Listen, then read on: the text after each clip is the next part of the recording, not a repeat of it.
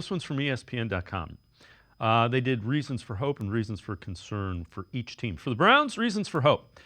Browns have a deep roster headlined by one of the best overall players in the game in Myles Garrett, a two-time Coach of the Year in Kevin Stefanski, who proved he could engineer success even when things fall apart at the quarterback position. Deshaun Watson hasn't looked right since he got to Cleveland. He's still only 28 years old, so it's not absurd to think that he still might turn it around.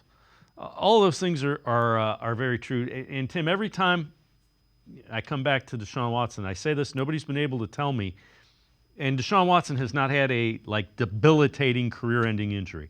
I haven't been able to find a quarterback who has been a three-time Pro Bowler early in his career who then falls off the face of the earth and can't perform, like a elite quarterback unless they've been significantly injured.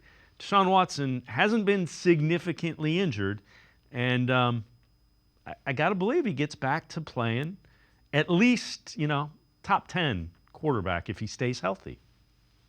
Yeah, and that might honestly be all the Browns really need to potentially make a deep playoff run next season, this coming season, is if Watson's a top 10 quarterback. Even looking at his numbers, I've talked a lot about how it felt like the last three games he's really played start to finish. If obviously you take out the Colts game because he wasn't right for that game, he had back-to-back games of 100 of a quarterback rating of over 100 plus. Again, you take the old school quarterback rating with a grain of salt these days. The Baltimore game, obviously the pick six on the first play hurt that rating. It was only 74.8, but that he had the perfect second half, literally in terms of completion percentage, two touchdown passes, and he really got that team going back on track, or excuse me, one touchdown pass in Baltimore, I beg your pardon. But still, the fact that he had that perfect second half to lead that comeback, and that was the last we kind of heard of him, unfortunately, for the Browns because of his injury.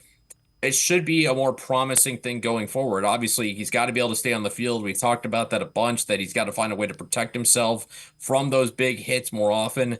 But it seems like based on how he threw at minicamp, how his arm looks more normal than I think maybe some people anticipated. I think that's a positive sign. We'll have to kind of see, obviously, how the Browns handle Watson in training camp as far as, if he has a pitch count, if they're going to be patient with him, which again, like I said earlier, considering how cautious they are with injuries, I would not be shocked if that's the play there. But if Watson's relatively healthy, able to string games together, like you said, no reason he can't get back to, or at least close to, that three-time Pro Bowl form in Houston.